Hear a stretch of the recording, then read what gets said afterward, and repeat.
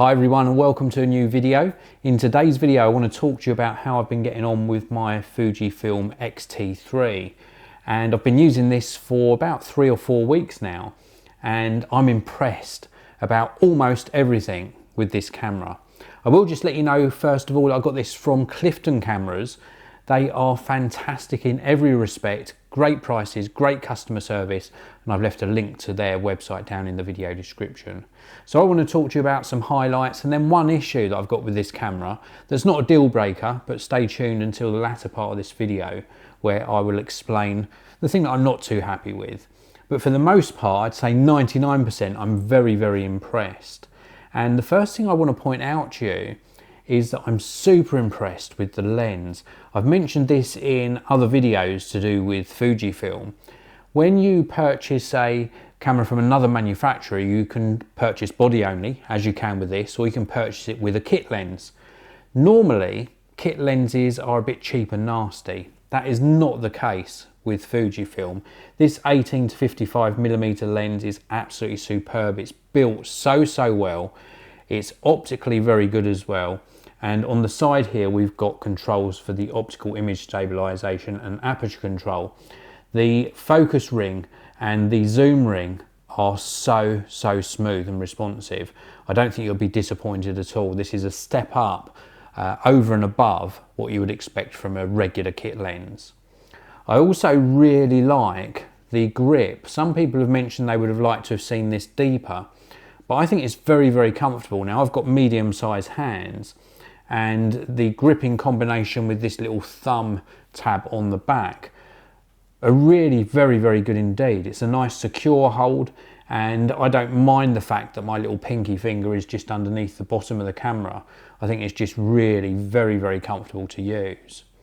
With regard to performance, well, first of all, let's just touch on the memory cards. There are dual SD card slots on the side of this, so 2 memory card slots. I've been using these lately, which are ADATA UHS-2 V90 memory cards. I've got 2 of these, 256GB each. Now, these are suitable for up to 4K recording, or even indeed up to 8K recording. They offer speeds up to 275 megabytes per second, and they've been working very well for me, so I can certainly recommend them. With regards to the actual 4K video quality, I think the easiest way is to let you judge for yourself. So let's have a closer look at some of the video I've captured and also some of the photos I've taken.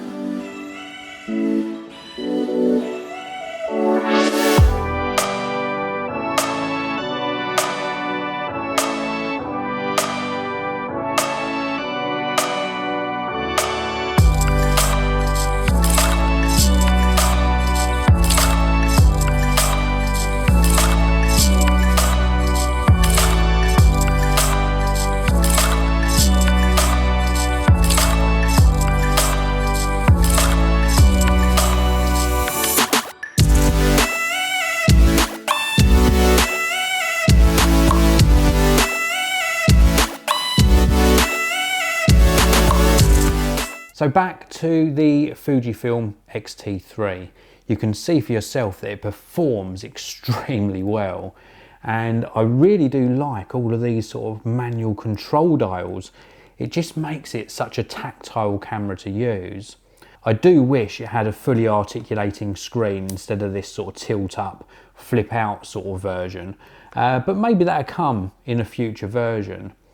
I also want to touch on the one thing I don't like, or the one thing I've had problems with, and that is with the Fujifilm remote camera app. I found that the connectivity is not stable enough to use for me, but yeah, I have seen other people's videos where they're having good success with it. So the remote camera app for me on my smartphone is a little bit of a letdown, but I'm sure that'll be fixed in a future firmware update. Anyway, that's it for my update for you on the Fujifilm X-T3. I think this is a really great choice if you want to take good photos and really superb, crispy 4K video. If you've got any questions or comments at all, please do pop them down in the comment section below.